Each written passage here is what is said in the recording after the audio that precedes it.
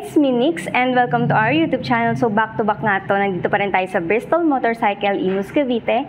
At ang re-reviewin ko for today's video is yung Veloce 500. Nakakabulo no? Veloce 500. So 500cc nga ito. Bristol Veloce 500. 500cc, 47 horsepower, fuel tank capacity of 18 liters, twin-cylinder, 4-stroke, liquid-cooled engine. Our compression ratio is 10.7/1. Maximum torque of 43 Nm, 6,500 RPM at maximum torque, 8,500 RPM at maximum power, 173 kg, height 1,177 mm, length 2,156 mm, seat height 760 mm, ground clearance 110 mm, wheelbase 1,460 mm, width of 850 mm, and 6-speed. And scrambler siya, itong ating motor. So kahit saan naman siya, mapa-off-road or somewhere and long ride, pwede naman ito. So tignan natin yung kanyang sa front fascia niya is yung ating headlight dito is round type na. And naka-LED light nga tayo dito and with DRL. And ang ginusto ko rito is yung rectangular na nasa middle niya, may nakalagay dito tayong scrambler. And naka-brush aluminum tayo dito, even dito sa ating fender yung kulay niya, kita nyo naman. And nandito yung ating gulong, ang brand ng gulong niya is Pirelli. And ang tire size niya is 110/80/18 sa unahan. And with dual channel ABS nga pala tayo dito. And ito yung fork niya, laki lang, taba ng fork niya. And also yung reflector nandito sa gilid, meron din. So naka gold rim nga tayo dito. So yung kanyang caliper is Nissin. Yan, Nissin caliper na rin tayo dito. So punta tayo dito sa kanyang tangke. Laki ng tangke niya, suwabe, malinis tignan. So feeling ko may pagkabigatan nga to, pero kayang-kaya naman to kung kayo'y macho. May pagka-macho yung tangke niya, 'di ba? And gray nga yung kulay natin. So nandito yung ating susian. Key type pa rin tayo dito. When it comes dito sa ating dashboard, so naka-TFT screen na tayo dito. Makikita niyo yung odometer, yung kanyang speedometer, so yung fuel consumption, kilometer per hour nandito na din. So ito yung kanyang handlebar. So brush aluminum nga tayo dito, even here.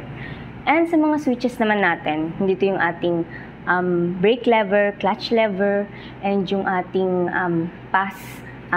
kill switch, passing light, turning signal light, and also yung high and low beam. Yung ating hazard is nandito kakaiba. Nandito din siya. So what else? Dito tayo punta sa kanyang sa side niya.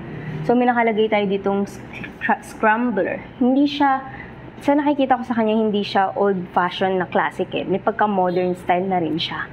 And retro style nga ating leather seats. Dito, ang laki ng kanyang upuan. So mapapansin nyo naman. And wala nga pala siyang compartment. Nandito lang ang kanyang baterya sa loob. What else? So, as I mentioned earlier na may nakalagay din dito yung Bristol tayo dito. And also, naka-dual dual canister. So, dalawa yan. So, dalawa na yung ating tambucho dito. So, ito, may pagka-glossy rin siyang tignan dito. Dumagdag lang sa pagkaangas niya. And, so, dito tayo sa rear end niya is, ito yung ating tail light, naka-LED light na rin. Even sa ating turning signal light is naka-LED light. Meron din tayo ditong tire hugger. So, ito, naka-single swing arm nga tayo dito. Gold rim din. Meron ulit tayo ditong reflector. So, yung plate holder nandito na din. So, what else? So, yung tire size niya is 160/60/17. Sabi ko nga, naka-dual channel ABS na tayo dito. And so, what else? So, ano pang nakalimutan ko dito when it comes sa side, sa front, and sa rear? So, na-explain ko na lahat. So, I recommend this sa off-road, kayang-kaya to, and even sa long ride. So, overall, ang masasabi ko lang sa motor na to is, bumili na kayo. So, bumili na kayo ng motor na to. And once again, thank you so much Bristol Motorcycle for having us here.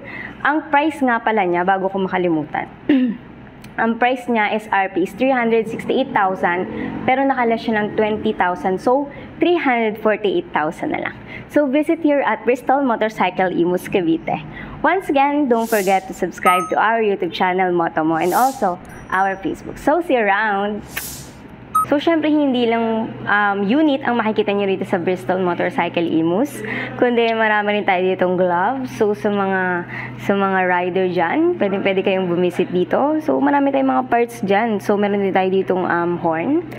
And what else? So, nakita nyo naman, di ba, yung sa itaas niya, yung auxiliary lights. So, nandito na rin. And meron din pala tayo ditong mga jackets and yung sa mga rides talaga, di ba? Rider talagang datingan dito. So, Bristol, ayan, Bristol Motorcycle. So, nasa itaas naman yung Clover Motorcycle Advanced Technical Wear niya. So, meron din tayo ditong, yun. So, mga damit na ka-imping customs dito sa ating Bristol Motorcycles, di ba? And, syempre, hindi mawawala para lagi tayong safe. So, always wear helmet. So, may helmet na rin tayo dito. And also, yung grease spray, nandito na rin. Yung brake and parts cleaner, nandito na. Mga panlinis. Dito sa ating helmet. So, iba't ibang klase ng helmet yan. So, merong half face, full face. And even here, so, nakalagay naman Bristol Motorcycles. Ang ganda lang ng ang ganda ng tanawin dito, ng view. Pagkapasok mo pa lang dito sa Bristol Motorcycle Imus.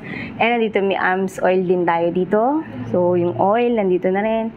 So, another helmet. So, ang dami nilang helmet dito na makikita sa Bristol Motorcycle Imus. So, visit na if you want to avail.